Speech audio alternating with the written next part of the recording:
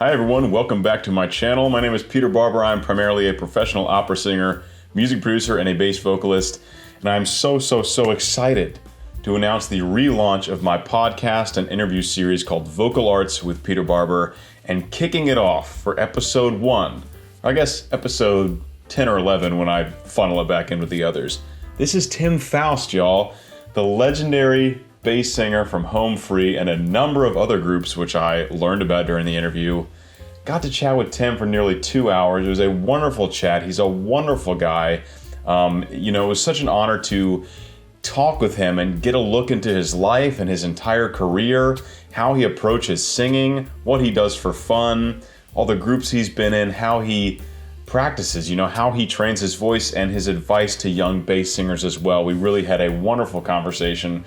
We had a great time talking to each other, and I truly believe this is the start or the continuation of a friendship that started when he did his collaboration with the Bass Gang, which we are still buzzing about. So guys, without further ado, please enjoy the chat/interview wherever you're listening, or if you're watching here, between me and the legendary, honestly, the man, the myth, the legend, Tim Foust. Let's get into it. So first of all, thank you so much for coming on my channel or podcast, depending on who's listening. Everybody, this is Tim Foust, the legendary bass singer, currently with Home Free, who was recently generous enough to collaborate with the Bass Gang, and it was an absolute pleasure working with him. And I'm thrilled that he's here having a conversation with me. Tim, most people watching this will, of course, already know you, but how would you just give like your elevator pitch of a background for who you are and what you're currently up to? Oh, wow. Okay. Singer, songwriter, utility vocalist, best known as bass singer for Home Free, but I've released some solo projects and have some side projects. And yeah, just like making music with fun, talented people. Amazing. And you are currently in Nashville, correct? Yeah. Have you lived elsewhere throughout your life? I was curious about that. How long you've been in Nashville? I grew up in Southeast Texas, but I spent some time up in Minnesota singing with a group called Blue Jupiter, out in Boston singing with a group called Ball in the House, and Southern California. Had a songwriting gig out there, and then while I was there, I also sang quite a bit with a group called the Alley Cats. Is this all acapella groups? Yeah. Okay, cool. All pro, some semi-pro. No, all pro. I mean, in theory. Blue Jupiter was the first group I ever joined, and it was a startup group. So we didn't have other jobs. So I guess that technically we were full time, but we also didn't get paid that much. So I don't know if you can call that professional or not. Right. I know it's kind of hard to say what. So now Home Free does predominantly country music, some, more sacred music like How Great Thou Art. For these other groups, have you sung in a bunch of different genres? Yeah.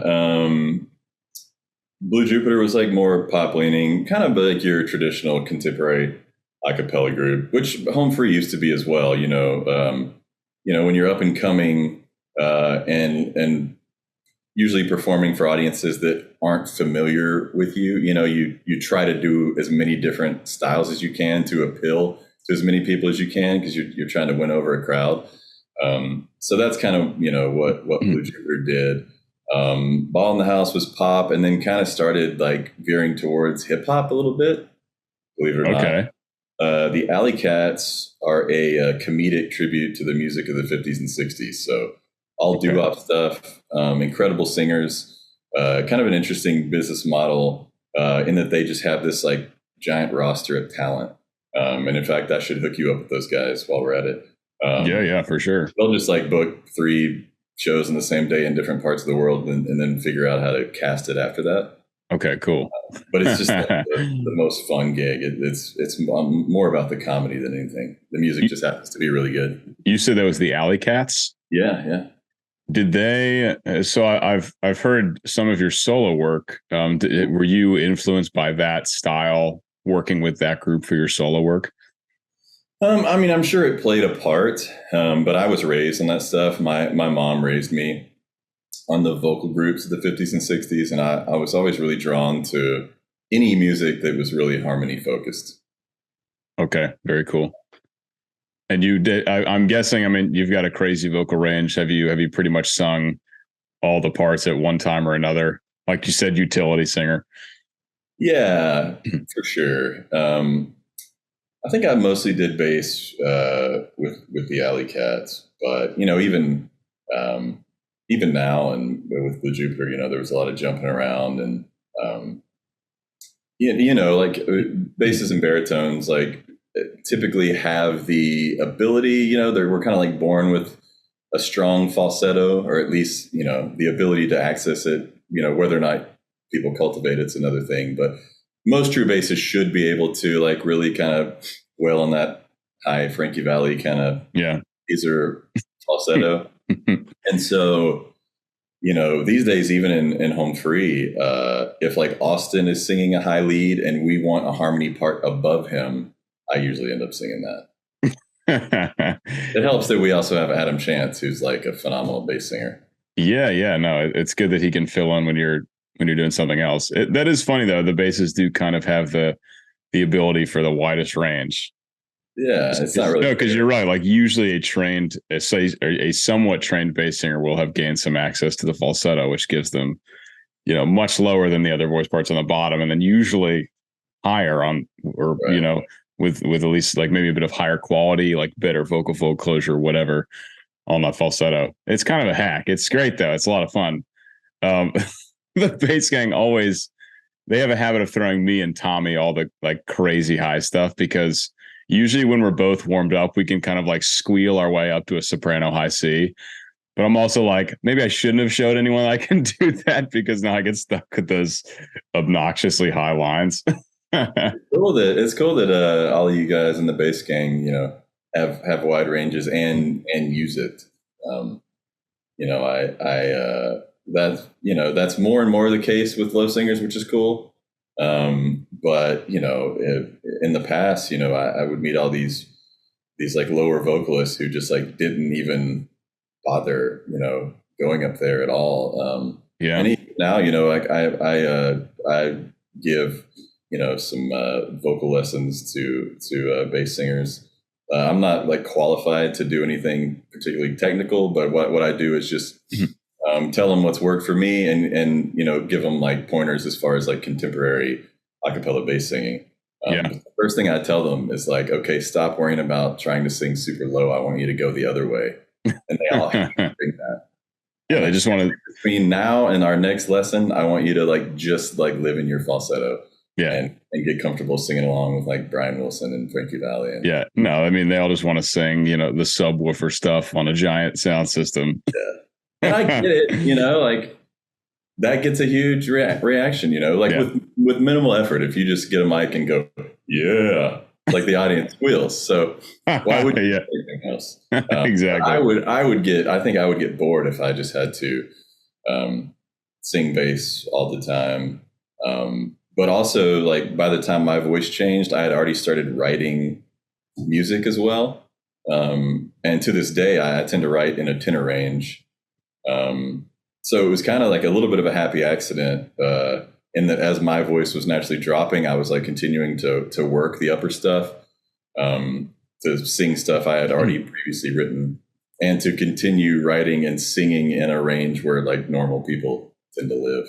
Yeah. Well, a few points on that. I mean, one, not much music has been written for bass outside of, choral music.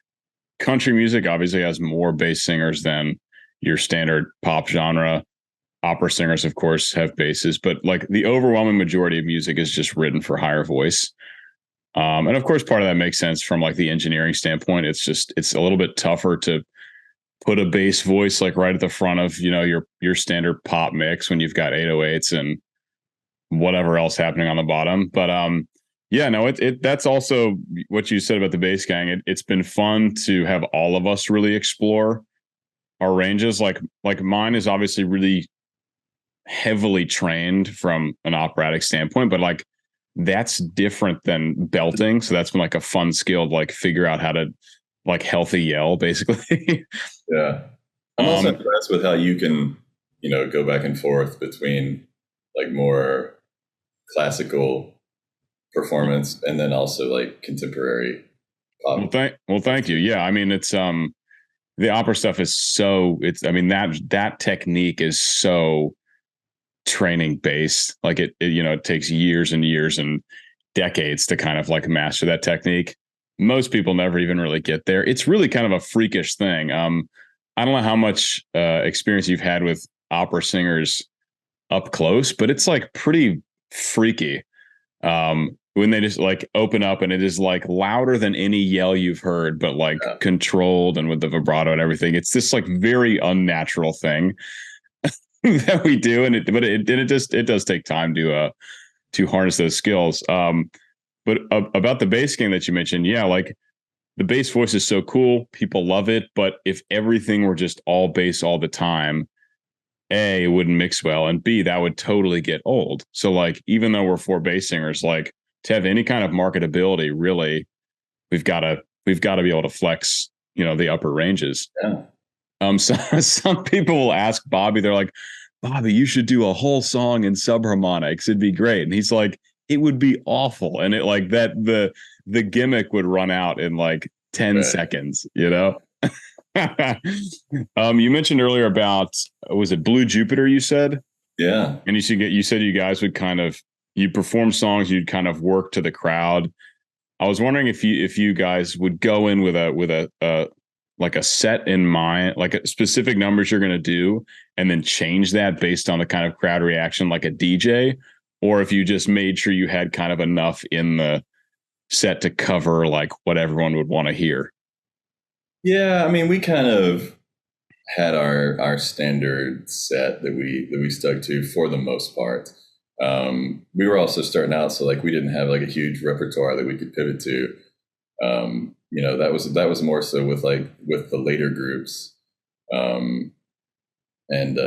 Like Home Free had a pretty big catalog, even before we had like international acclaim, and we were kind of Midwest regional.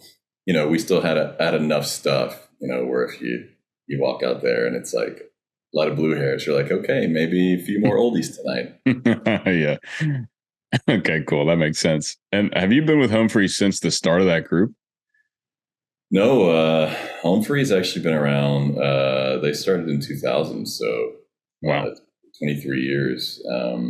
But it was just a hobby, when it started out, and the better part of the first 10 years was just the trial and error and learning how to do this thing. And then as it, kind of snowballed into more of a career, they started picking up guys who were more serious about doing it full time. So Adam Rupp, our beatboxer, is the only remaining founding member at this point. Oh wow! Okay. And Rob is the next longest member, and he's been there like the entire time that they were professional. Let's say. Okay. Yeah, so he's been doing it for like close to 15 years now. I came in a couple of years after that. Started out just kind of like subbing in for him.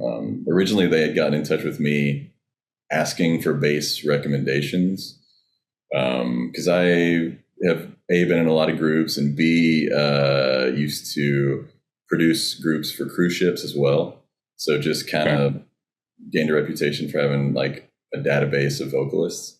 So they reached out to me, and I sent them like 5 recommendations for their very first tour, like that Home Free was ever doing. They had the 6-week tour, and they still had jobs at this point. It was like, their first thing, and none of those panned out.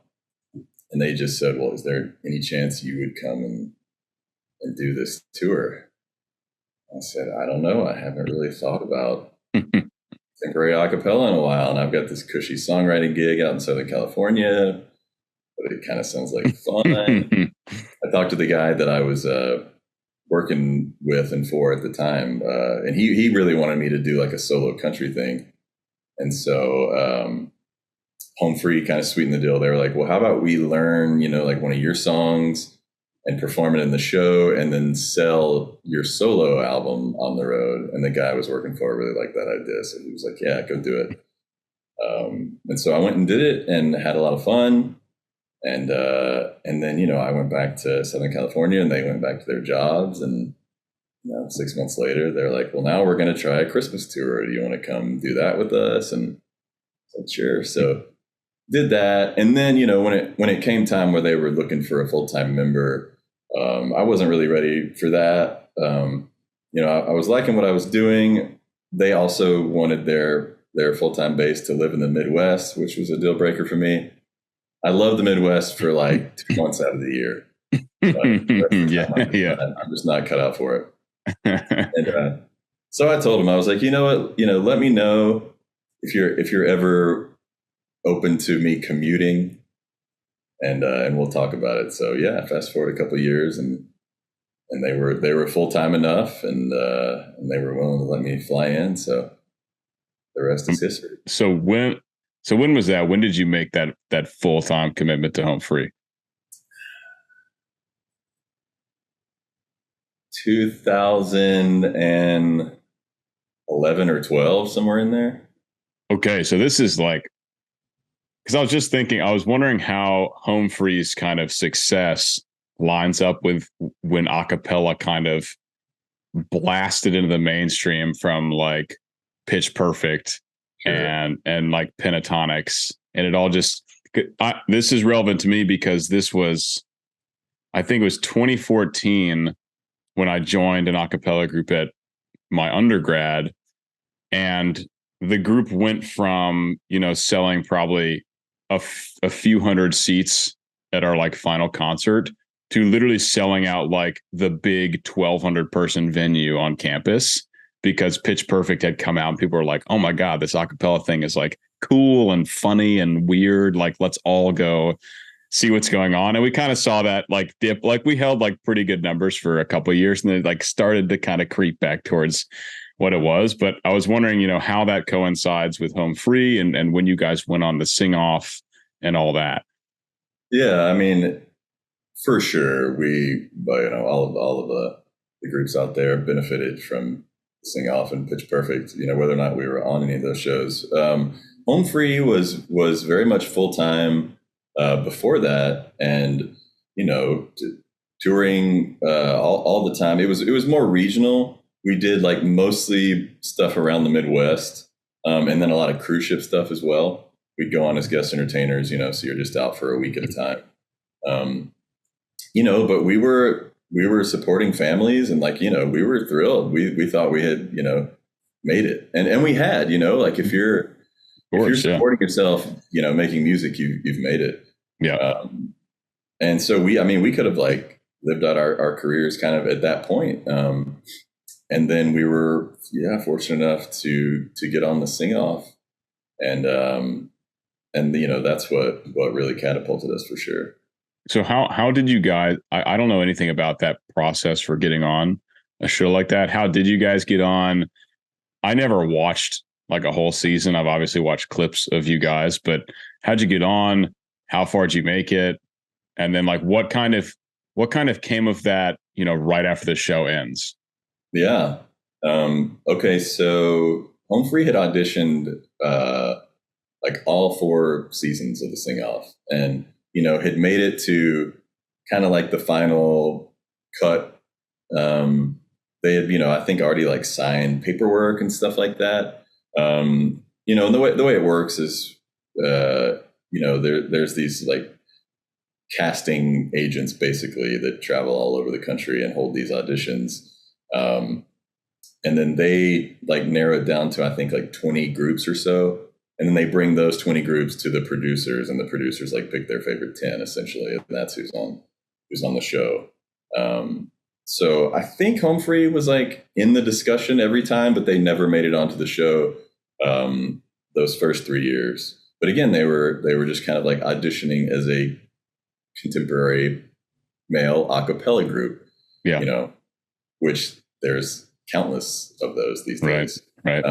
And in hindsight, it makes so much sense now. That 4th time, they then had myself in Austin, and what's funny is we weren't really auditioning as a country group. But our first audition song was Life is a Highway, originally, you know, a rock song, but people know the Rascal Flatts version. Yeah, yeah. Our second song was Your Man by Josh Turner, which is a country song, but we were just doing to show me off because up to that point, they hadn't really featured a bass on the sing-off. So we thought, well, that's one way to set us apart. And then they said, well, what? They kind of stopped us and they were like, you know, what are you guys like a country group? And we said, well, no. Like, well, what would you think about like being a full-time country group? And we were like, we don't know. We've never thought about it. And we did, you know, a handful of country stuff in our show. You know, there's so much harmony already built into a lot of country music, and it converts really well to acapella, and it always got a huge response in our show. So it's kind of funny that we didn't like focus more on that earlier. But it was the agents that really kind of twisted our arm, and they said, well, what's your third audition song? And please don't say Jason Mraz or Train. And it was going to be a Train song. And so they said, do you guys do any other country stuff? We thought about it, and, you know, like we said, well, I mean, about a year ago, we did a corporate show and they asked us to learn a Garth Brooks song, and we sang it exactly one time. They said, go out in the hall, like polish that back up and come in here and sing that for us. And so okay. And basically, yeah, these agents said, we can't make any guarantees, but if you guys commit to like basically being our token country group, we're almost certain you'll be on the show. And it was so interesting because, like I said, I had just left a country solo, you know, gig that I've been doing like to do Home Free. You know, so for me, I was kind of like, it was kind of fun to get back into that contemporary, like pop acapella stuff. And so it was funny for me. I'm like, I can't outrun this stuff. And so, yeah, we kind of had to go home and you know, and like debate and vote on whether or not, like, because we knew there was no turning back. Also, we knew after that first episode of the Sing Off, like more people were going to have seen us perform than every audience of our career leading up to that point. You know, they were projecting like 10 million viewers for that first episode. So we're like, if we do this, like, we're just a country group from now on. And, you know, but like, I grew up in Southeast Texas, you know, Austin's from Georgia, and, you know, like country's in our bones for sure. And, you know, these days we have Adam Chance, who's from Alabama. And so, I mean, yeah, there's a ton of country roots there. So we eventually, you know, gave in, and yeah, it's funny too. I should mention that I had originally like voted no on auditioning in the first place. I don't know. I was just like, multiple groups had asked me to audition with them. One group that was already on the show asked me to like come be their bass singer. And I was like, nah, I don't think. And also, you know, it was a mixture of stuff. It was like, do we want to get, you know, locked into those kind of like nasty contracts? Like that can happen. You know, we got a good thing going. One season, like one of the pro groups, like got kicked off like first, and, you know, and so we're like, you know, at the end of the day, this is reality television. Yeah, you know, that's what I was going to ask next. Packaged as a talent competition, but you know, at the end of the day, it's reality TV, and and pulling the rug out from under people makes for good TV. And so we're just like, I just don't know. And you know, they sequester you, you know, for a couple of months to film, and we had a full calendar of shows, and you know, it's like a couple of us were just like, I don't know if it's worth the hassle. You know, some of the guys were like, we've tried this 3 times already. I don't know if I can take another beating. And it just so happened that we had a cruise ship gig, and there was going to be an audition like in New York.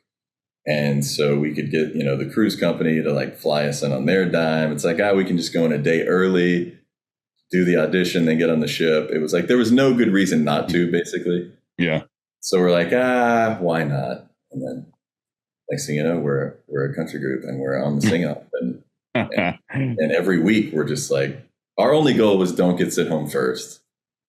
And, you know, and then as it progressed and we kind of like got farther in the competition, you know, like you go into it thinking like, we probably don't want to win this because then we might get like locked into a contract and have to go all our money to a record label, you know, but then as it goes on, you're kind of like, but I kind of want to win it. You know, you're just like got that competitive thing. And and we ended up winning it. You did win it. Okay.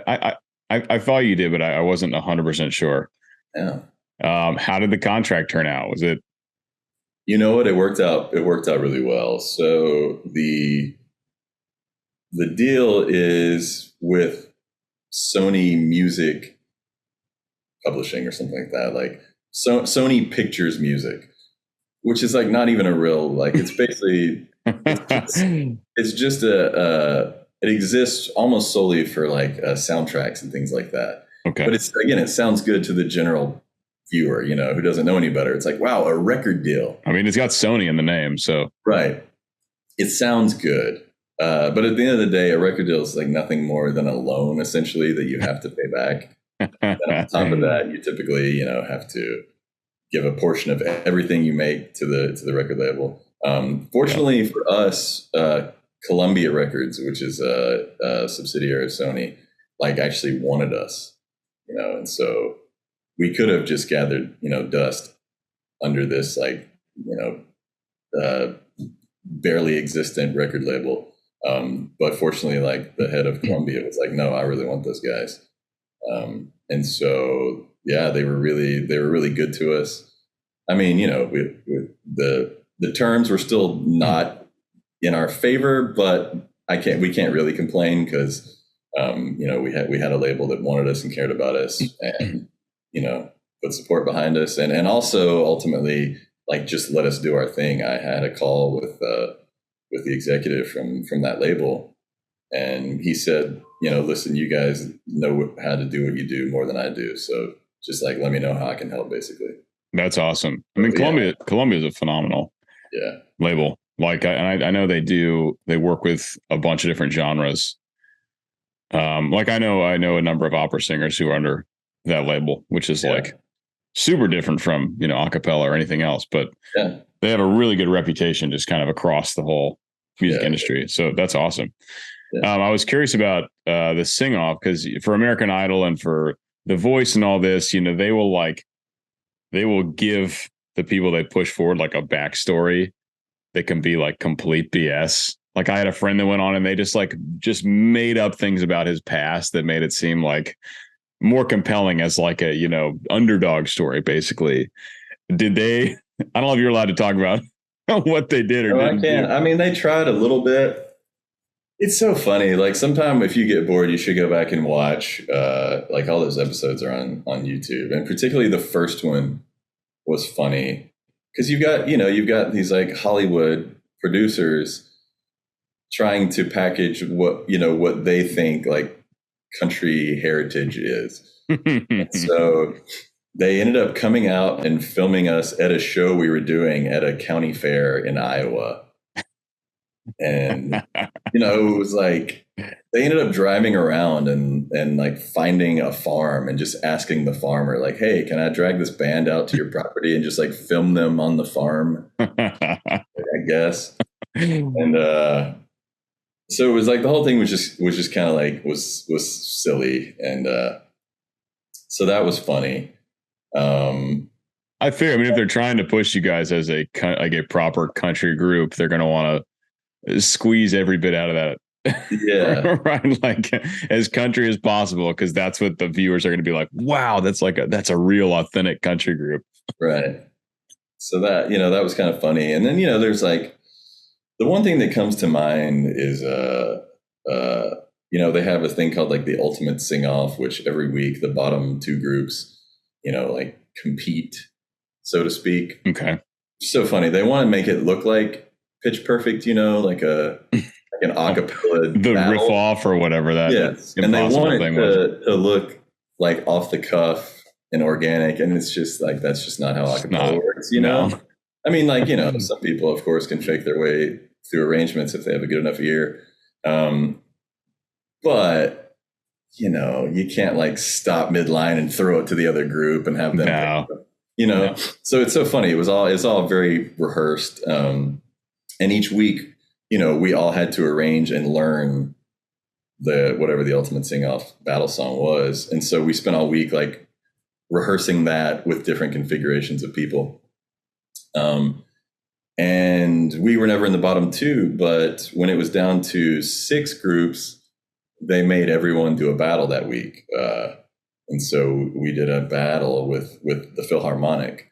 But it was, we made it super collaborative and not competitive at all. And we knew like if we did it right, that like there's no way they could send either one of us home, basically. So we put a little humor in there, and those guys are hilarious and super talented. So we just had a really good time crafting an arrangement with them. But that week, like leading up to it, in the interviews and asides and stuff, they like wanted us to like be competitive and kind of like talk smack. And it was just like, yeah, we're just not doing that. And they would just get so frustrated. They would be like, yeah, but at the end of the day, if it comes down to your group or their group, who's going home? And I was like, neither one of us. And they were just like, they hated that. And so what's funny, like I had kind of become friends with one of the producers. And she's like, listen, she's like, you got to give me something. And I, being sarcastic, was like, it's like, well, no matter what, we ain't going nowhere. And I was like, they'll never air that. And of course they aired that. That's a good clip from the whole thing. I learned my reality television lesson. Yeah. I know. I'm like, it's all so producer driven, right? Like, especially the reality shows, probably less so for the sing off. But you think like Jersey Shore or what, like name your reality show. It's just like, there's a script the producers want to have happen. And that's just whatever the most entertaining, inciting thing is what's going to happen. Well, and what's funny, and I mean, I'm probably not supposed to say stuff like this, but I don't really care. It's been so long. Like, it's somewhat, predetermined. I mean, it's like, it's ratings based and demographics based and stuff like that, Right. Like there was 2 college groups on there, so it's like one of those is going to be on the chopping block pretty quick. Yeah. And I think there was one week in particular where the producers thought they had a certain group in mind to go home. And then that group like did really well. And another group kind of like biffed it. And so it was so funny because when it came time for like the judge's decision, it's like it took forever and they disappeared. And we're just like, I'm sitting there like, what the hell is going on? And then we like, found out later that they're like, we can't like send the group home that we thought we were going to, basically, because the other group was awful. And so they kind of had to pivot. But it was definitely eye-opening, and you kind of, I learned how reality television works. And, I was like, oh, this isn't really a music competition. Like this is a real television show, and getting to see behind that curtain was eye-opening. And then right after that, we went on a show called Big Time RV. And that was even worse because we did to buy an RV. And it was like, I didn't really, again, they wanted a backstory. So they came up with, they were like, well, how about you guys always want like a mobile green room? And I was like, I guess. Okay. Right? But, like we don't have hundreds of thousands of dollars burning a hole in our pocket, Like, I didn't really like the message that sent. Like we're just like impulse buying an RV so we have air conditioner while we're performing at county fairs and stuff. But we, we did it. And, it was just, you don't even think about that when you're watching these shows, that like, oh, these people aren't really buying the thing that the TV show told me they were buying. Right. It's like, oh, this is like, so much of this is just completely fabricated. It's just for TV. Yeah. Yeah, totally. So you said you lived in SoCal for a while. Yeah. Do you have any desire to get back out there? I personally love SoCal. I did my master's at USC. I'll be in Santa Barbara for most of the summer doing a program out there.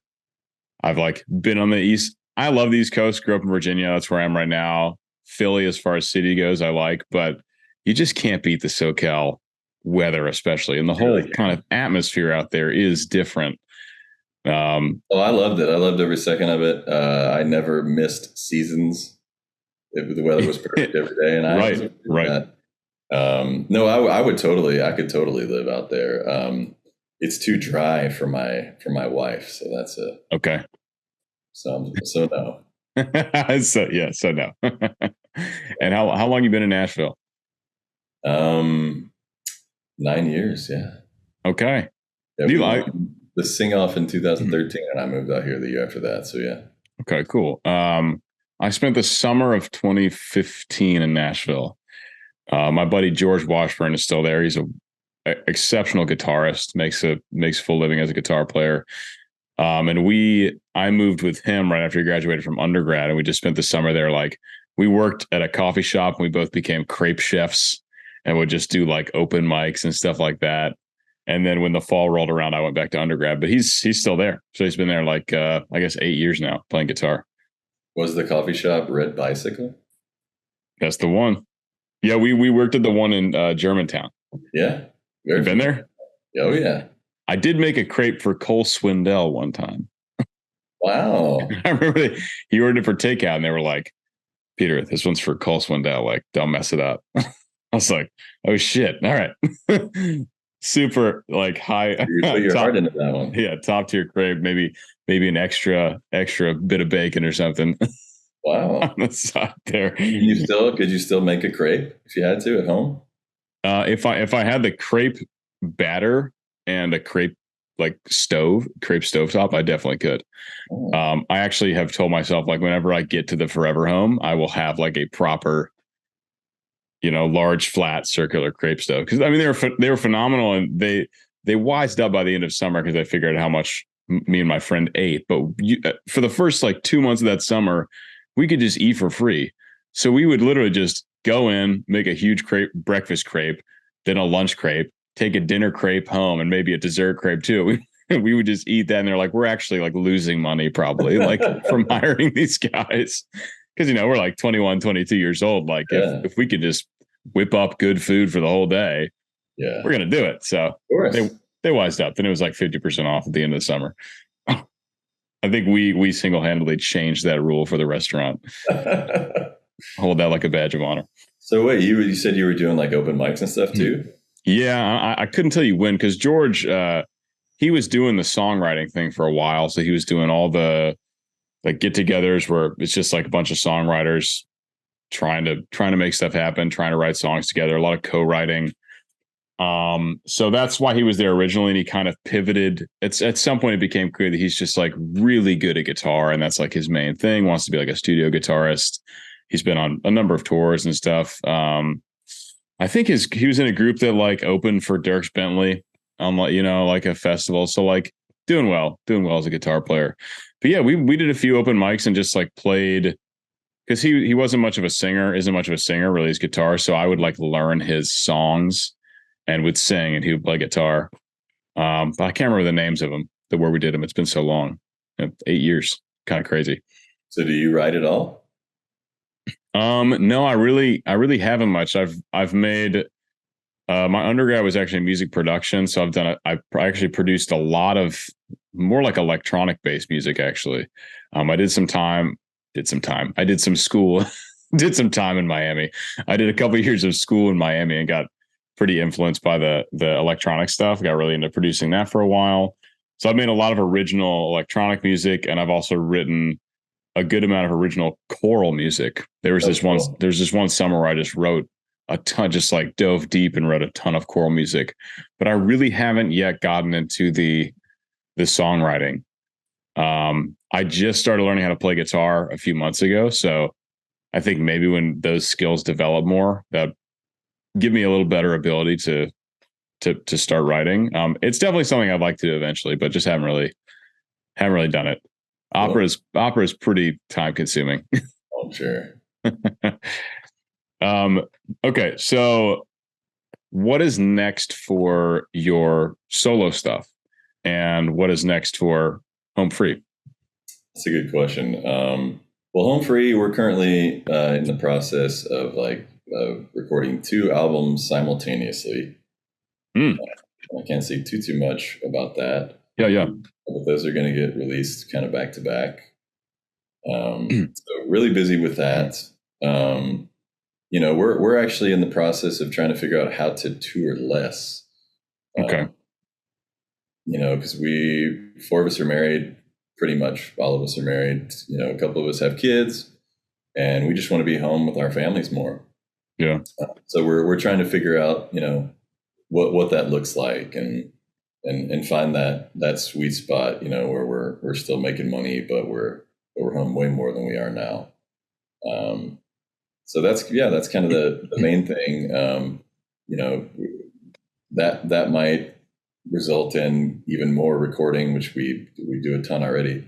But we might do like more recording, more videos, try to like lean into streaming numbers and stuff like that. And see if that can kind of help offset less shows. For me, I'm not sure exactly on, solo wise. I have my own Patreon campaign, which is going really, really well. And for now, that's kind of like where I release all my stuff. I try to do at least like one project per month, but 2 if I can. And that's a lot of like collaborating with friends. In fact, if you look it up, it says just Tim Foust and friends are creating stuff, I think it says. So it can be anything, it's mostly music, but sometimes I'll like put a drawing on there, or like I'm kind of like famous for my angry rants. So I like had a blog at one point called Brisket.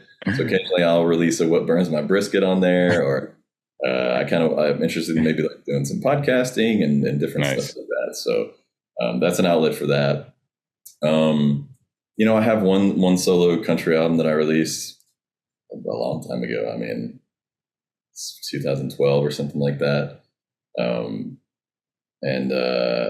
And I'll probably, do another one at some point. I'm always writing and recording, and Patreon basically affords me the opportunity to hire legit session players here in Nashville and make these, I call them demos, but they sound like they could go right on the radio already. And Home Free always kind of gets first dibs on those songs.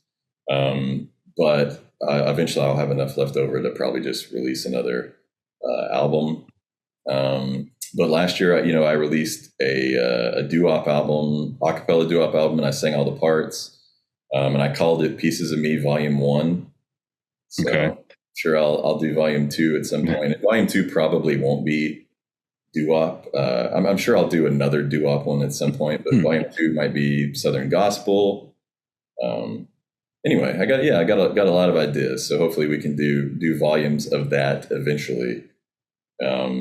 But Austin and I have started a side project called Sweet and Low with some of our most talented friends and family, and so it's this 6-part collective of just unbelievable multi-instrumentalists, vocalists, songwriters. Everyone can sing and play and write, and it's really, really fun.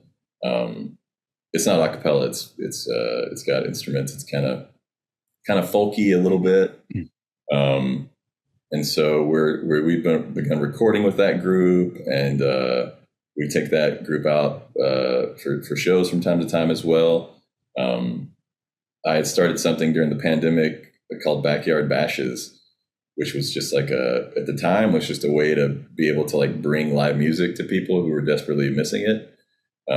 So it started out like, hey, we're going to show up with a car full of equipment set up.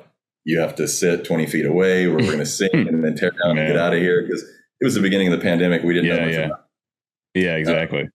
But it was like a little hack, it's like a way to safely bring music to people. And I kind of thought that would subside as the pandemic did, but the opposite has happened. So at the time, it was a lot of Tim Foust and Friends stuff, mostly trio stuff. And that has kind of like evolved into Sweet and Low now. So if anyone's watching and you want to bring Sweet and Low to your backyard, you can go to timfoustmusic.com and all right, how to bring us to your backyard. Fantastic. I will have to shoot you George, the guitar player's info. Yeah, please do. If you're looking to hire guitar players for a studio session or whatever, he really is phenomenal. Cool. So yeah, I'll shoot you that at the end of this. Cool, man. So you got a lot of things cooking. Absolutely. Yeah, I like making music, and it's a blessing and a curse when your hobby becomes your job. Absolutely, yeah. Because it started out in high school, just like sitting around and harmonizing with buddies. Yeah. And it's like now that's how I make my living, which is like total blessing. But at the same time, it's just like this thing you started out doing just for fun, and now like it is work, and it does require energy and work and sacrifice, and it's certainly not as glamorous as it looks from the outside. And the part that people see is like maybe 10% of the gig. Yep. The other 90% is pretty grueling and not glamorous, and so it's kind of fun to have these side projects that are just passion projects. It's like there's no deadlines. We're doing it just because we love doing it, and we'll see what happens. And as stuff gets recorded, like we'll release it. We'll do shows when we can, but for the most part, it's just fun. And so it's kind of nice to have like a hobby again in music. Yeah, absolutely. I definitely know what you mean with all that. I mean, people are rewarded in public for what they practice in private all the time. You know what I mean? Like, just as it relates to opera, part of the opera, like memorizing like a 400-page score all in Italian. Like every note, every word, you've got to know the translation, and then know it, and then throw that in with all the acting and connecting with the conductor and orchestra, and it is like absolutely colossal. And then if you're lucky, you get to do 5 or 6 shows. Maybe at a really major opera house, you do a run of like 10 shows, and it's like this role I just did. I had been studying for like years, like to get it as prepped as I wanted to. I just, my first year at this institution, started looking at it, started coaching it with vocal coaches and teachers. And then we did it my 3rd year. So I was like actually years of prep to like be able to do it at the level I did, which I'm really, really proud of. But it's insane. So it's like, you really do see that for like really people who are really performing at a high level, you really do just see the tip of the iceberg. So I totally know what you mean there. The point about music being a hobby for me right now, that's the guitar. Yeah. Like I'm not doing anything guitar related that has to do with revenue or performance. It's not a part of my YouTube channel. It's not part of anything. It's just like when I have time and I want to play like sometimes I'll just put on, like lately, just like, cause I'm just pretty much working on chords right now. I'll put on like Luke Combs' latest album and just like figure out the chords and just like listen to the whole album. Takes like an hour, just like trying to play along. And it's a blast, and there's no pressure. And it's like music is really fun that way. Yeah. What it's supposed to be. Yeah, exactly. But agents and lawyers get involved. Agents, lawyers, producers, whatever. I was wondering, I remember Peter Hollins at some point, he released some information about like his music videos and how they, worth it profit wise or whatever. I mean, does Home Free make, obviously you don't have to reveal numbers, but like, do you guys make some money off the music videos and the streaming just via YouTube, or do you get, okay, cool. Very cool. Yeah. And I couldn't tell you those numbers if I wanted to. That's the upside to having a team of people around. Yeah, definitely. They handle that stuff. But we do. And I know, like last year in particular was a little bit of like an eye opener, as far as the potential of streaming. So especially when you like own the masters and all the rights. Exactly. Like we're only a removed at this point from our deal. We ended up, asking to be released from our deal, and they were gracious enough to let us out. So it's like we're learning what it feels like to own everything.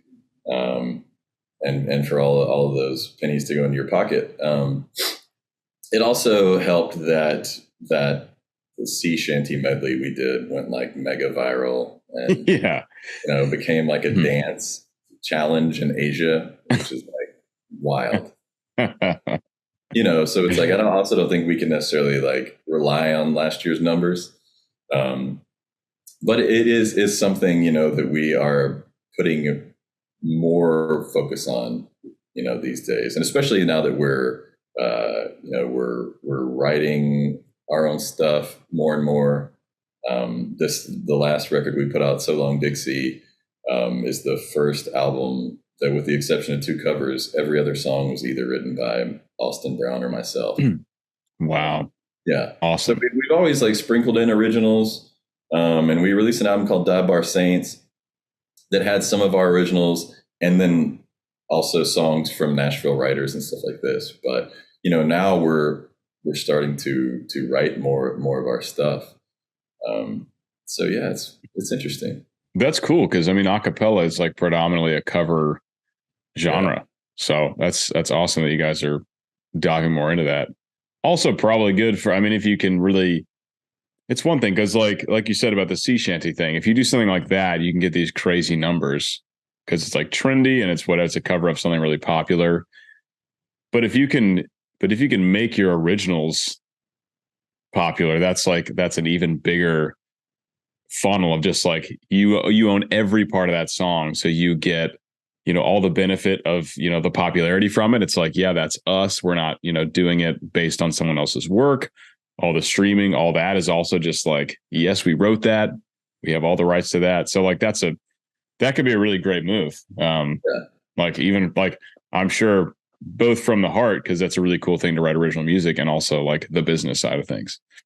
Yeah, for sure. And I mean, we'll always do covers. We aggressively release music as it is. So, it's like we're always recording and filming music videos, because that's such a big driver, for our business, like not being on the radio yet. We'll say yet. Yeah. The radio just still doesn't really know what to do with acapella. It's, and I don't really blame them, because like sonically, it doesn't really like stack up against just like drums, like, and no, just, it does. And like, guitars, it doesn't like the most well produced, acapella album. Like if you really beat it, with like country radio, it just doesn't really fit. Yeah. And so, occasionally something squeaks through, and we're also like peppering in instruments here and there, it's like, and so who knows, we might find some kind of like hybrid or something, but in the meantime, music videos is what we have complete control over. And fortunately, there's like an appetite for that among our supporters. And that was the engine behind our Patreon campaign to begin with. We knew the spotlight of reality television fades really quickly. So we launched a Patreon campaign, and with the intent of raising money for really nice looking music videos, because we knew that was awesome. a way to keep people's attention. And, we were basically just pulling a page out of the Peter Hollins Pentatonics playbook, really. Yeah, it works. But, our fans are super generous, and they give us a silly amount of money on there, and we dump all of that back into the videos.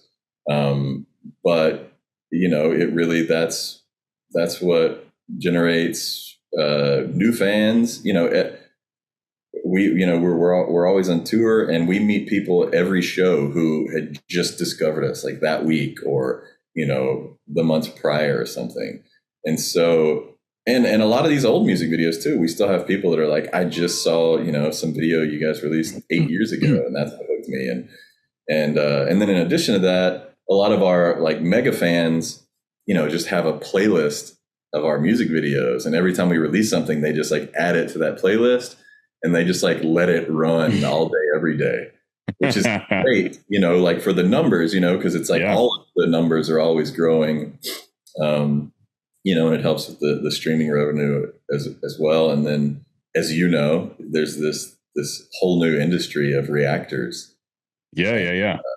And, you know, so a lot of our videos get a whole second life, you know, based on the reactors and their channels and, you know, your fans discovering us that way. So that's really cool. It's true. It's true. Yeah. It's an interesting thing that popped up. I mean, for the reaction thing, I kind of avoided it for a while because, I mean, I've been transparent about this. I don't have a ton of respect for the just like press play.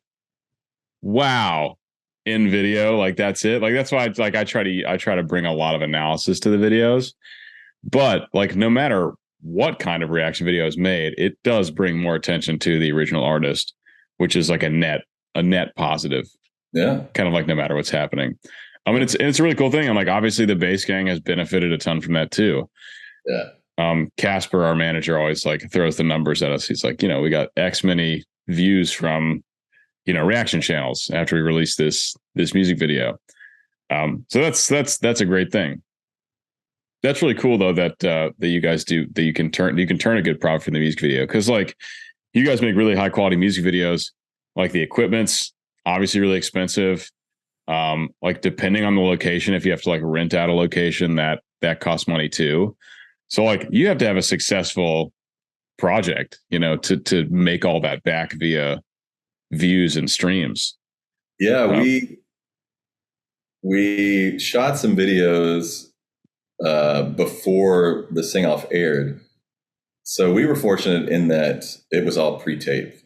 So like we knew, you know, the outcome a couple months before it was going to air. Yeah. So we like scrambled to have like an album ready to release, like, you know, the day the finale aired, and also like shot some music videos, and like really quickly we were like, oh, this is very expensive.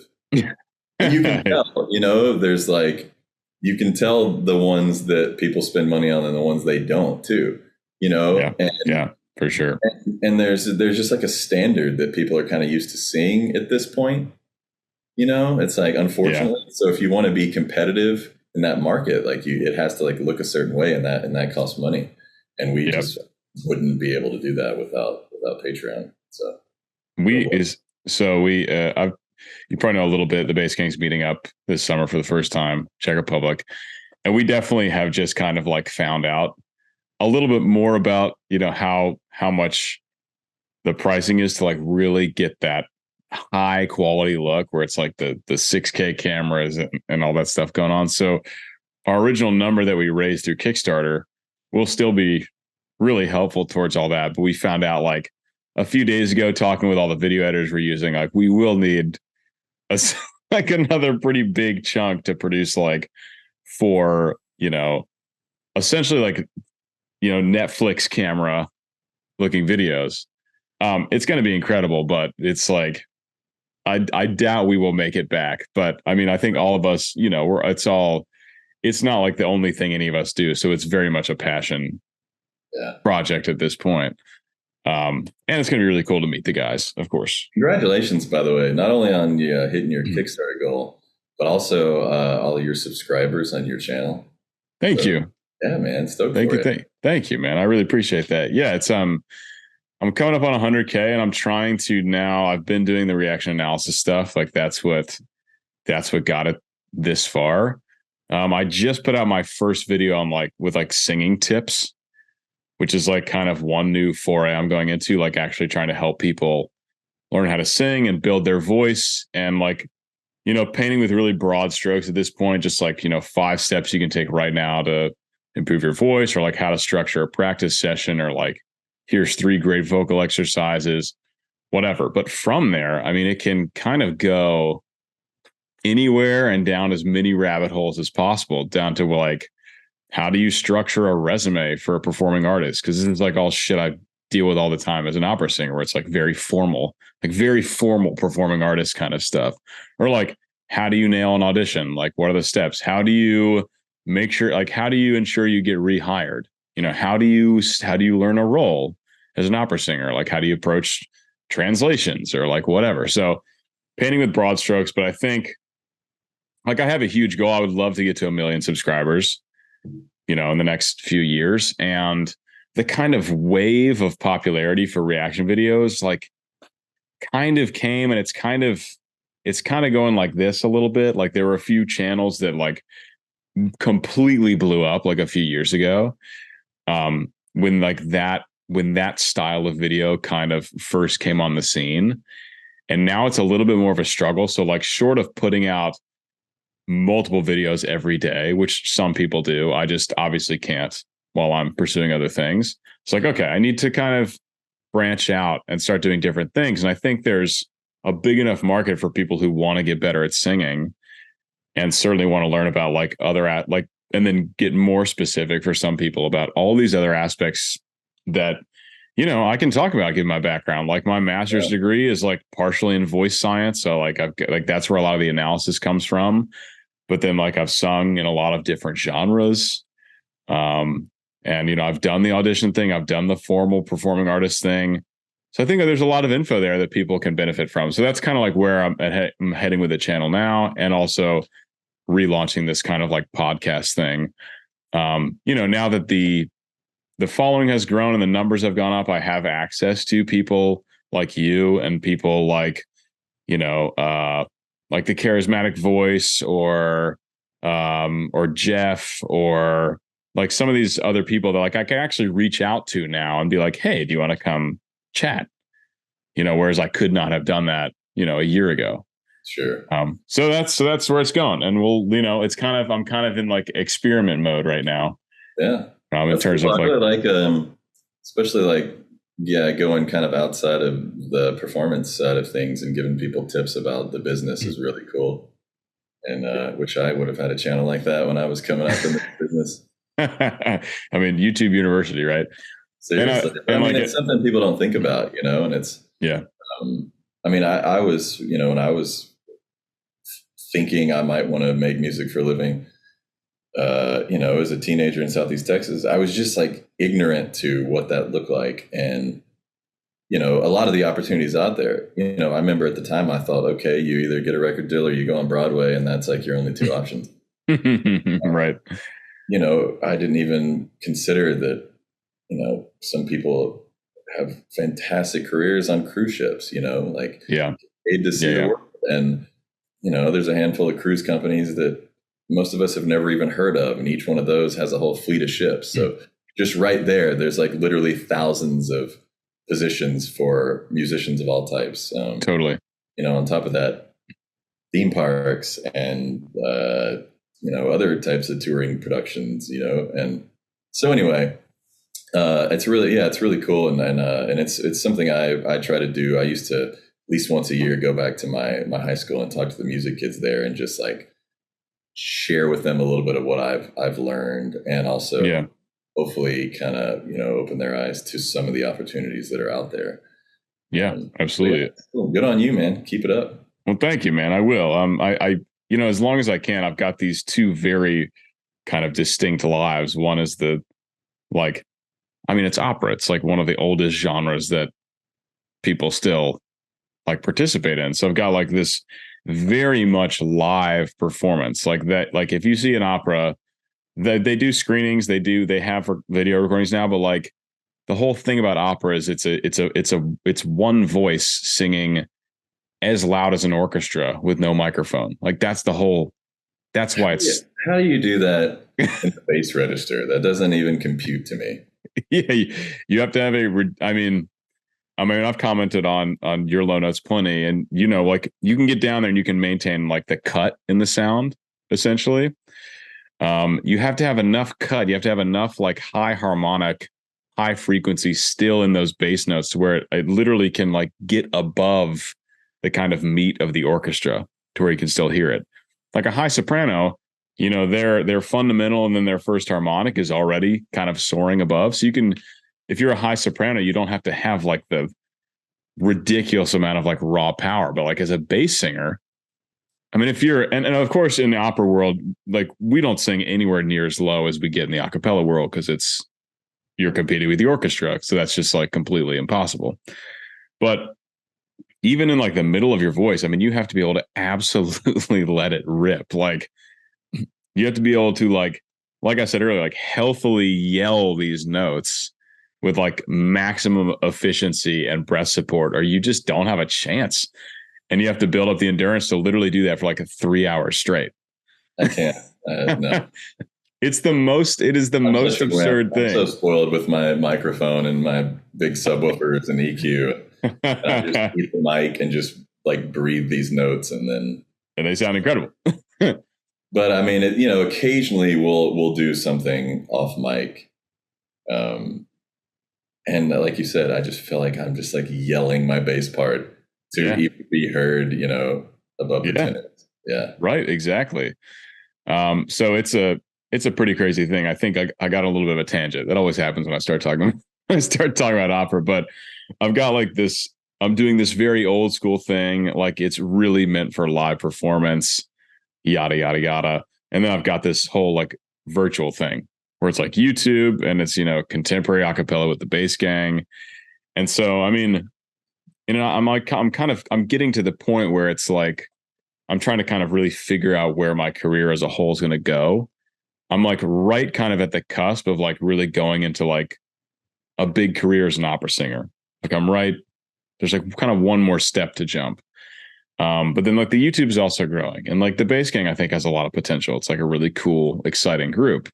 And so I'm trying to find a way to structure to where like I can keep doing all of it, but I won't really know how that looks until like the next few years. Like once all of the things are at their kind of like potential to really go.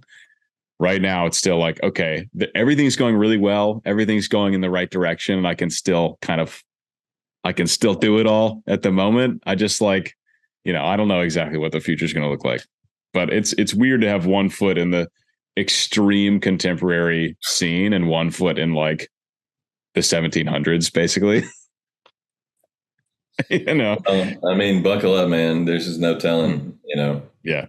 where the wind will take you. I thought I was done with acapella music years ago.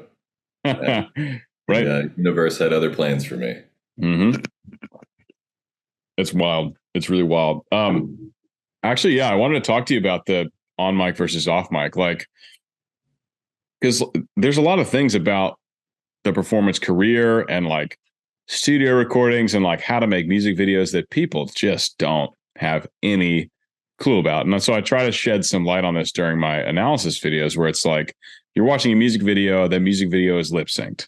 Like a professional music video is going to be lip sync. And I get like pushback from people and they're like, nope, they sang it right there. Like, yeah. And usually the rationale is like, they can sing this live. So they are clearly singing it in the music video. Right. And I'm like, these are two very different things. Yeah. So I just want to like, what's, again, like if, in like as simple terms as you can you just give like a little breakdown of like what's different about performing in like a live no microphone setting versus, performing in an amphitheater where you've got in-ear microphones and like huge sound systems and choreography and stuff like that. I think it'd be really interesting to hear your take because, you've done it all. Yeah. Well, I mean, first of all, yeah, like you said, it kind of blows my mind how often people assume we're singing live in our music videos. And I remember our music video, we did a cover of Maren Morris's My Church. And yeah, I saw this like little like online debate over whether or not we're singing live, like the camera's picking up our audio. And I'm driving a truck in the video and you can't hear the truck, so exactly. It's just like, but I mean, I guess you can't really fault people because they just don't really know how any of this works and they've seen us live. It seems obvious because we know, but like, yeah, you have to take a step back and be like, okay, if I had no idea about any of this, it just looks like their mouths are moving and the sound is coming out, right? Even if we were just like standing there, if we don't have microphones in front of us, you hit record and the camera has a microphone, which they normally don't. You would just hear wind and it's just like, exactly. Yeah. Like the balance will be all wonky. Again, it would be really hard you would probably not really hear me. You would just hear the tenors. Yeah. Like if you're sitting on like a low A, like, like way down in your search range, and Austin is belting a high A, right? Like the volume difference is going to be ridiculous, but in the mix, it's balanced. If we ever sing, like something acoustic, or, if there's like a TikTok out there and we're actually singing live, usually I'm standing so much closer than anyone else. Yeah, you're like right into the phone. Yeah, pretty much. Yeah. I mean, you have to. That's the only way to balance it. That's the main thing. And then, it was a weird thing to transition to in-ear monitors, because we spent so many years, believe it or not, traveling without like a sound engineer. And so we kind of learned to self-mix a little bit from stage, with like mic technique and stuff. That's tough. Yeah. And so really tough. But once you have done that, and it's especially when you're like in a vocal ensemble like that, you like want to kind of hear everyone else, and you kind of want to hear the ambiance and the room. And so it's weird switching to in-ear monitors, because all of that goes out the window. I mean, you can dial in, how much of yourself or each person you're hearing in your ears, but you're not. The blend is completely up to the engineer at that point, and so you have to like put a lot of trust in the front of house engineer, because you don't really know how it sounds out there. So when you have in-ears, do you think less about volume? Yeah. Do you just try to sing with good quality, and then the engineer will handle it? Pretty much, Interesting. And there's different schools of thought, but I've always subscribed to functioning as more of an instrument. And, like the goal for me is to make people forget that that it's acapella, Okay. Yeah. And so for that reason, for the most part, I sing really softly, because I want to emulate the tone of a bass guitar, which is a really soft, warm tone. Yeah. Right. And as soon as you sing more on the voice, you cease to sound like a guitar, and it might, draw someone's ear to what you're doing. And there's certainly times for that, but I basically don't ever want to distract, from the lead, or, from the illusion, the acapella illusion of a band. And so, yeah, I pick my moments, just when to sing louder or more on the voice, and, whether or not to kind of like use like a froggy foghorn approach, or like a Southern gospel kind of bass, like all, which I've been doing more of lately. When I'm doing a step out, or when I go for like one of these, like sub notes or something, kind of using that approach, rather than in the old days, I would even do that really soft. Yeah. So yeah, it's all a learning process, but no, for the most part, I mean, I'm just humming these notes and letting the microphone do the work. Yeah. I mean, well, that's smart if you've got the engineer there working in real time. Yeah. Right. I mean, because then if you're trying to like calibrate yourself while the engineer's trying to calibrate, I could see how there'd be issues in the balance, like at the end of that chain. I'm conscious of not only the tone, but also even like the syllables I use, because it's like, I don't want to like draw someone's ear, I don't want any bass syllables that I'm using.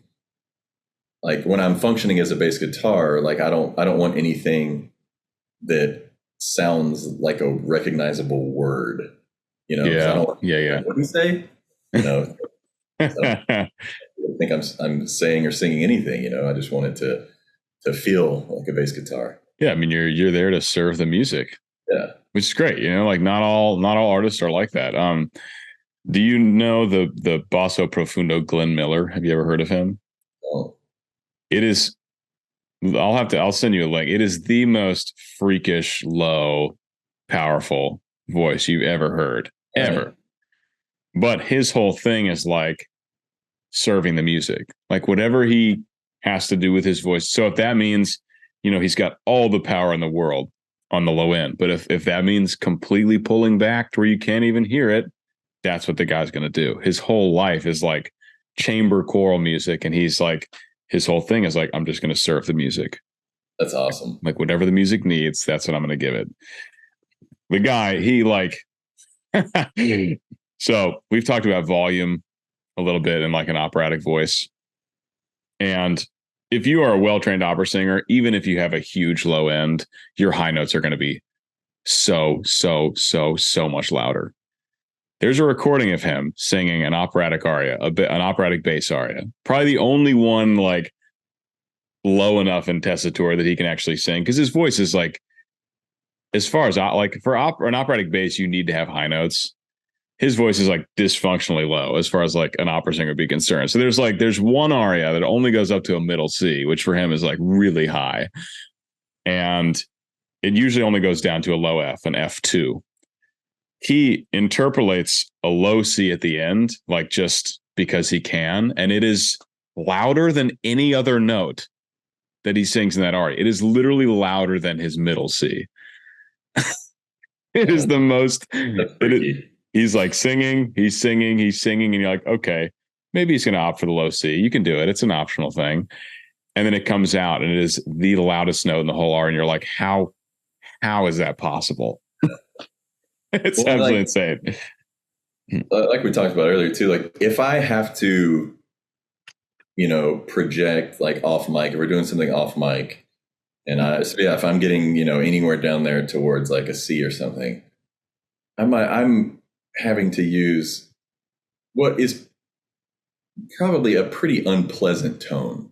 Like if you mic up at that moment and recorded the way I'm singing those low C's, no one would want to hear that. And just to compete with the upper singers in that. No, it's like it's reserved for like that live setting when you just have to pump out volume down there to be heard. Another question: How do you think about practicing? Do you practice these days, or does all your practice come from the functional use within an ensemble or with sweet and low or whatever? Or do you still have like practice sessions where you work on things in your voice that you want to improve? That's a really good question. I don't practice as much as I should, but that having been said, I'm like always singing, right?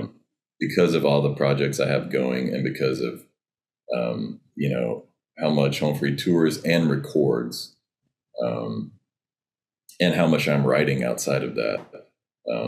So I'm almost always singing, almost always like working the entirety of my range.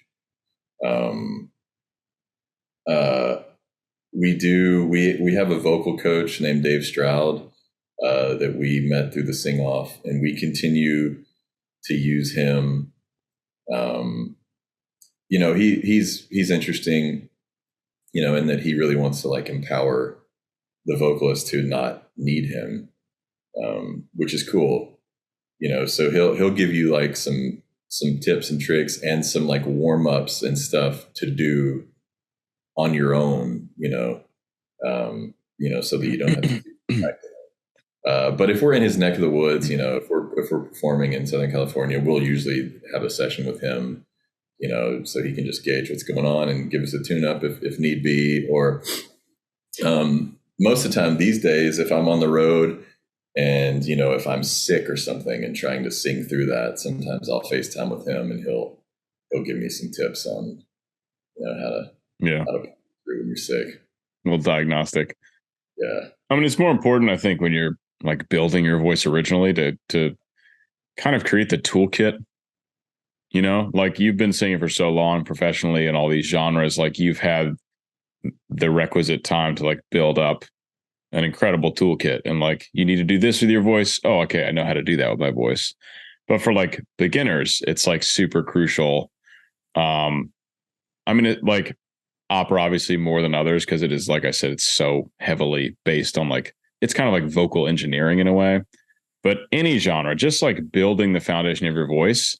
This is actually the points I was making that first video I just put out like yesterday. It's just like find some exercises that like work that are, you know, based around your goals as a singer and like do them as much as possible. Like every day, 3 times a week, even if it's just 10 minutes, just to kind of like create that foundation. And then once you have that foundation, you then apply that skill you've gained to singing the songs, to singing the repertoire, you know, to bouncing around genres. But like for beginner singers, I feel like it's so important to just get that foundation settled so that it's not a huge guessing game when you're trying to sing a new song. You know, you're like, okay, it's in this range. Like I know how to approach that now. Yeah. Yeah. I mean, you know how it is too. Like you're kind of like always just like gauging, you know, your voice. And most of us anyway, most vocalists like always kind of want to stretch ourselves and, you know, want to be better. And, you know, I always wanted to be able to sing any part, you know, sing in multiple styles.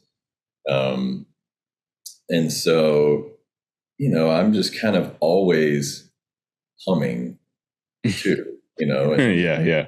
You know, sometimes it's in the bass range, sometimes it's up high or whatever. I guess I've spent the more recent years focusing more on, you know, being able to sing like a higher lead or something, you know, like be able to sing a lead in a tenor range and not sound like a bass trying to sing a lead in a tenor range. Yeah. You know, so kind of like, I guess, play around with not only like upper full voice stuff, but also kind of like, I guess, a mix, people call it. Yeah, of course. Whatever that hybrid thing is between falsetto and full voice, head voice, or whatever. So that's like what I've more consciously worked on the last 10 years or so.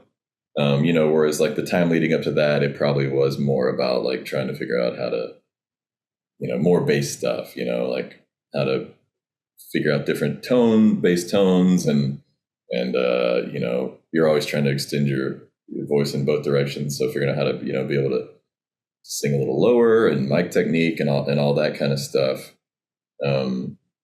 One exercise I used to do that I tell the guys I work with, you know, I challenge them is to be able to like do a slide in the entirety, like start up at the tip top of your falsetto and slide all the way down to the very bottom of your range without there being any kind of like audible switch, you know, between the parts of your voice. Like if you can just make it smooth slide.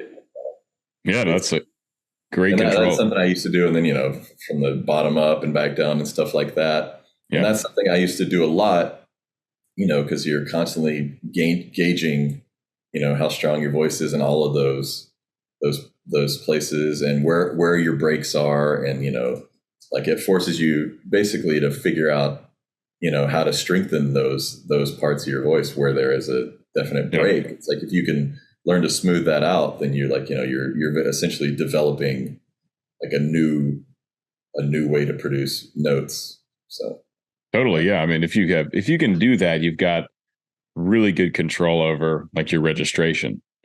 Right. So you go from the full chest voice into that mixed voice into the falsetto. If that's seamless, that's excellent. And you can find ways to use that. Like you were just talking about in these high tenor solos. Yeah. If you get good at that blending, it gets to the point where it's like, if you're listening to a recording, you're like, I'm not quite sure, you know, what mode they're in, or I'm not quite sure when they switch to this other mode. Right. Which is like, that's a great illusion you want to give the audience as a singer. So they're not listening and it's like, oh, his voice flipped up. Like you don't want that to distract, right? You want it to be this like seamless Yeah. column of sound from top to bottom, essentially.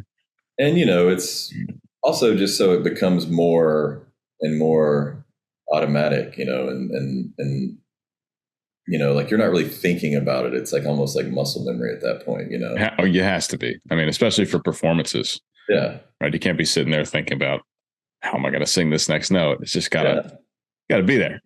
It's nice too, to get to a point where, like especially now, like there's some notes in my upper register where it's like I have options, like I can yell this out full voice, or I can do kind of a mix, or I could just falset, and that's kind of fun too. Yeah. Have those options for sure. Few more questions for you. You got all the time in the world. I got a question for you because I keep forgetting to ask you. Okay. If you happen to watch Austin and Rob's, they did like an operatic aria. I did. I made a video for it. Oh, did you? I did. I'll have to go check it out. Yeah, check it out. Well, as you can tell, like Rob, like actually has the training. Yeah, Rob. Well, I was really impressed, and I don't know how much training he's done, but for however much he's done, like he has like very real potential as an opera singer. So he did a ton back in college, and he had some professors that like wanted him to go in that direction, and he didn't really have the interest. Yeah. I could hear that. That was a lot of the meat. I was kind of breaking down what he was doing so well, which the thing is, like, you can go through undergrad and still be terrible, like not even getting close to any of the foundation of the operatic technique. Tons of singers do that. There are singers that go through their masters that really still aren't scratching the surface. Like Rob is well under the surface. Like, I mean, there's a lot of really great foundation there, even like how he's approaching the high notes in that song, which like that takes operatic tenors a lot of training to kind of figure out how to get there, and maintain like that full chest connection and everything. It was shocking. I was like, that's a voice that like very likely could have had a solid career as an operatic tenor. He absolutely could if he wanted to. Yeah. And he said it took him about a month. He spent like a full, like Austin had asked him to do that. And he was like, all right, I need a month to get back into shape for this kind of singing. Yeah. But it's so wild, like his, operatic voice versus his pop voice. Like it sounds like two different people. It's crazy. Well, that's the thing. I mean, it's like, the opera singing is a very like fabricated, unnatural thing in a lot of ways. Like that's why it's so trained. And it was cool to hear the two of them, because Austin, it was like, this sounds like a musical theater singer singing an operatic aria. Whereas like Rob was like, this sounds like a voice with serious potential for a career in opera. Rob studied opera in college, and Austin has a musical theater degree. So there you go. It checks out. No, I really enjoyed that though. I mean, that was probably the most, for like a few weeks, that was the most heavily recommended thing. Sure. People wanted me to comment on for obvious reasons. Yeah, it was great. I would love to hear Rob sing more opera, obviously. Definitely will, but he shot himself in the foot because now people are asking for it left and right. Well, the thing is, I mean, he's better than any opera singer I've heard on these like talent shows. Right. Like they're pretty much all horrendous, to be quite frank. But people hear a high note with vibrato, and they're like, "Oh my gosh, opera!" Right. And I'm like, "That's not." I'm like, "There's a lot more to it than that." He legitimately is like the best of the non-opera singers singing opera I've probably ever heard. Yeah. For real, is awesome. I was really surprised. Okay. What are some of your like favorite places you've gotten to perform? Just like some favorite like performance memories from home free, like other countries, on the sing off.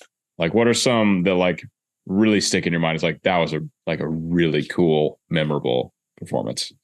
For sure. Yeah, I mean the sing off is like one big surreal performance memory. Yeah, I bet. I mean, I was such a fan of all the judges on that show. I mean, like I idolized Boys to Men. like I said, I was always drawn to music with harmony in it. And so when I heard Boyz II Men, I was like, whoa. So I like lived and breathed that stuff, you know, middle school and high school. Ben Folds is probably like my most influential artist, like modern artist, you know, of my adult years. And then was a huge fan of Jewel as well as a songwriter. And, you know, she was kind of like the soundtrack to my high school years. So it was like so surreal too. And a little nerve wracking, you know, like I don't get nervous. Like I haven't had stage fright generally like in years. And so it's always like odd and unsettling to me when I experience that. I'm like, what is this odd feeling? I'm like, oh, it's probably stage fright. So I had a little bit of that for, you know, like certainly the first episode of the Sing Off. And then after that loosened up mostly. And then there's, you know, still a couple of moments where I maybe wasn't as relaxed as I'm used to being. And then after that, like didn't really experience it again until the first time we performed at the Grand Ole Opry here in Nashville. And wasn't really expecting it either, you know. And I like stepped out on stage and kind of like got a little like jittery. And I'm like, oh, okay. So, you know, that the first time we performed at the Ryman, every time you perform at the Ryman Auditorium is like transcendent. The Grand Ole Opry is wild, you know, to be a part of that history. We've also just collaborated with a ton of, you know, absolute megastar icons, you know, so that's unbelievably surreal. You know, every one of those is just like makes you scratch your head. Like how am I here right now? I mean, just like the Oak Ridge Boys alone, you know, like maybe the most famous bass singer in contemporary music, you know, it's like to be able to trade off on the Papa Mau Maus with Richard Sturban is just like, that doesn't get any better than that. Yeah, that's amazing. But yeah, as far as places, we performed in the ruins of an ancient church in Belgium. Amazing. Like it's like just walls now, you know, there's no ceiling on it anymore. And that was really beautiful and wild and surreal. And, you know, I mean, just to perform anywhere and have people, you know, come out to see you is really wild and validating. But to be on the other side of the world and, you know, have a bunch of people come out and like know your music and sing along, that's insane. Yeah, for sure. Awesome. So that kind of stepped out. You know, obviously we filmed How Great Thou Art in the Austrian Alps. So it's hard to beat that. I had not seen that until about 6 weeks ago. Okay. And so I made a first time video for it. I think it's coming out in a few weeks. Okay. Yeah. It was gorgeous. And the scenery is unbelievable. And again, a lot of that was filmed by a drone. So spoiler alert, we're not singing live. I'm sorry to disappoint you folks. But again, you would just hear the blades from the drone and yes. Yep. It's not exactly what people are looking for, probably. Yeah. Yeah, but so those are kind of like standout like places and venues and stuff. Just as far as like, for whatever reason, places we go where the audiences are super fun, like the Pacific Northwest. Like all over there, for whatever reason, it's just like a party every time we have a show out there. So Washington, Oregon, all the spots, even Denver is like super fun. You know, the Midwest is great to us. You know, it's like especially at Christmas time, like we actually sell out some like mid-size arenas, you know, in the Midwest. Awesome. That's awesome. Real and a whole other ball game. Yeah. Over in Europe, around Amsterdam, for some reason they love us, and it's like Amsterdam, big shows and really fun. The European shows are really fun in general, honestly, because they have a little more like party in them. Yeah, you know, it's like, especially because we tend to perform in so many theaters and performing arts centers and stuff like that, and we try to bring, you know, like the country concert vibe to it. Yeah. but it's like, I don't know. Some people are hesitant to get super rowdy, because you're like in a fancy looking venue with like seats, and it's like, yeah, we like want you on your feet and like dancing around, like get crazy up in here. So we kind of have to coax that out of some American audiences in certain venues, but that's not the case over in Europe. Okay. They kind of just like, it's a party from the start, and we play more clubs over there too than we do here. Okay. So it's like more standing room only, and it's just kind of a different vibe. So where are you guys headed this tour coming up? The European tour? Yeah, European tour. All over. I'm gonna look it up because I don't want to say somewhere that we're not going for sure.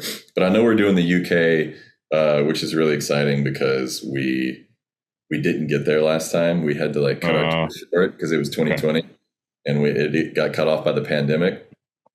And so a lot of these places that we're visiting, we got to last time, but the poor UK has been waiting 4 years for us at this point. So we're doing Germany, Denmark, Sweden, Norway, Austria, Switzerland, the Netherlands, and the UK. Amazing. Yeah. Will you guys have any time to explore in between tour dates and hang, or is it pretty action packed? A little bit.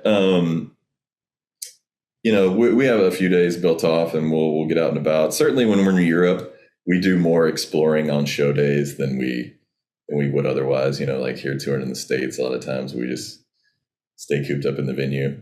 Yeah. Over there, we for sure kind of get out and do the touristy thing. Nice. And have you been to Asia before for shows? Just Taiwan. We did a acapella festival in Taiwan. Okay. We definitely want to do more. I really want to get up to Japan. Yeah. That's high on my bucket list too, for sure. Market too for acapella music up there.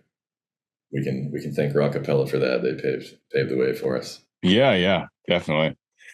Cool, man. I'm interested in what you do outside of the music world. Like, do you have any? Boring. Do you have any non-music hobbies or shows that you like? Or so many shows. And I know you have a dog. You have a dog. I do. I have a polar bear of a dog, 2 cats. We're actually going to be getting a puppy next month as well. So that'll keep me busy. But it's so funny. This question comes up a lot in our VIP sessions. People like ask, like what our hobbies are, and everyone has hobbies. And it gets to me, and I'm like, I'm so boring. Because like I said, my hobby became my job, and then I didn't really like develop a new one. And because of the way like we work, when I'm off, like I do as little as possible. Yeah, fair enough. Like, as little as my wife will allow. Like I said, I will park it on the couch or in the bed and just like binge watch stuff until my wife says, you have to get up and do something. But my favorite thing in the world to do outside of music is snorkel. Okay. So I consider that kind of a new hobby that I don't really get to pursue as often as I would like to. But we try to take at least one vacation, usually in January, because we spend so much of December touring the Midwest, and it almost kills me every year. So come January, I have to like go somewhere tropical and thaw out. Do you have any desire to get your scuba license, learn how to scuba? Yes, actually, more and more interested in that. I'll be going that one alone. My wife has kind of a love-hate relationship with the ocean. She also grew up in Wisconsin, which is about as far away as you can get. Yeah. Fascinated, but terrified of the ocean. Yeah, fair enough. And so I kind of have to like twist her arm into snorkeling with me every time, and she loves it. She's on edge the whole time, but she was like, I'll never scuba. So no scuba. On my own. Okay. Fair enough. Just like about your hobbies though, I mean, it's not like you just do home free and then you could like have all this other time to find it. Like you have so many musical projects going on that like effectively your hobbies are just also music related. Absolutely. And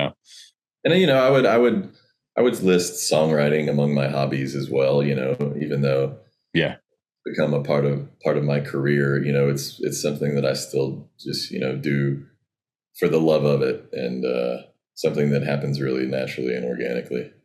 Cool. Right on. All right. Before we sign off, a few tips from you for anyone. Let's go with any young basses out there, and especially any young basses who are trying to get into the acapella scene. Yeah. I mean, so many of my tips are non-musical, just like, network your butt off. Basically, it's like more important than how talented you are. It's like, yeah, make connections and get to know people.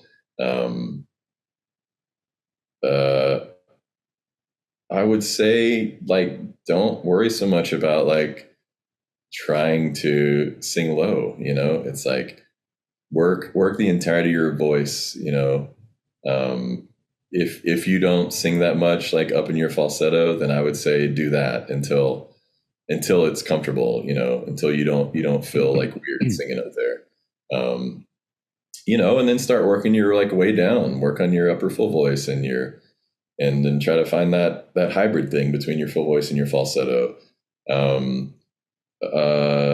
If you haven't sung much on a microphone, then like do that, too, because it's a whole different ball of wax, like we discussed earlier. Learn how to sing like almost as soft as possible. That's what I tell a lot of the guys I work with. I'm like, what is like the lowest note you can sing using the least amount of effort? Because a lot of times as guys are trying to maybe like scrape the bottom of their range or push down towards a note that's not necessarily the most comfortable, the instinct is to like tighten up, like muscle through it, and try to like force it out. And it's really, if you have a microphone, that's the opposite of what you want to do. You want to go the other way and use this little, like have it be almost all breath. Yeah. So I would encourage, bass singers to experiment with that as well, because it ends up being a really warm and more pleasant tone. Definitely. Yeah, I want to piggyback off the point about training the upper part, especially because like the lower part of your range, like natural chest range is pretty set. Like it is very like you can. I always mostly like usually if you do train it, it might continue to drop very gradually, right? But it's not like you can just start training your lower chest range and you'll just get a fifth right on the bottom. It just doesn't work like that. Whereas like the upper range in all the different registers is so much more trainable. Like there's so much more potential to increase and improve your high notes than there is to like just have a lower chest voice. Right. So it's always a funny question, and this is not really well-known information, I guess. And why would it be unless you're in the scene? But people will ask someone who sings low, like yourself, for example, like, how do you sing so low in your chest voice? And you're like, that is like the most natural part of your voice. It's just a low, natural voice, and then you can thicken the notes, you can make them louder, you can learn how to make different colors with them. But as far as like how low your voice is, it's much more set in stone than your upper range. Yeah. Yeah, absolutely. And I mean, yeah, like you said, you can't really like will yourself into having lower notes. And it's, it's hard to add notes on the bottom by working those notes. If anything, you might add a couple of notes by strengthening the other end of your voice, which is counterintuitive, but yeah. Completely agreed. Man, this has been a great chat. Thank you, Tim, for coming on and chat with me. And I think people are going to get a lot of enjoyment and value out of this conversation, especially the things that, are just not well known to a lot of your fan base, a lot of my fan base about, what it means to perform on mic versus off mic, or these things we're just talking about now with vocal ranges, or the stuff with music videos. So it's been really enjoyable to talk to you. So thank you. I'll keep you closely posted on when this is coming out. And any final words to the audience, go right ahead. Any plugs you want to make as well? Oh, I mean, I just want to thank anybody who's still watching at this point, and then Yes, yes. 90 minutes in, hearing these two dudes just grumble at each other. I'm so upset that you're still here. So thank you for being here. Thank you for supporting what we do. Yeah, we couldn't do it without you. So please continue to tune into stuff like that. Always make sure you're liking and subscribing and sharing and commenting. It really does go so far. And continue to support Peter Barber and the Bass Gang, y'all. There you have it, y'all. All right, we will see you in the next one. Peace out.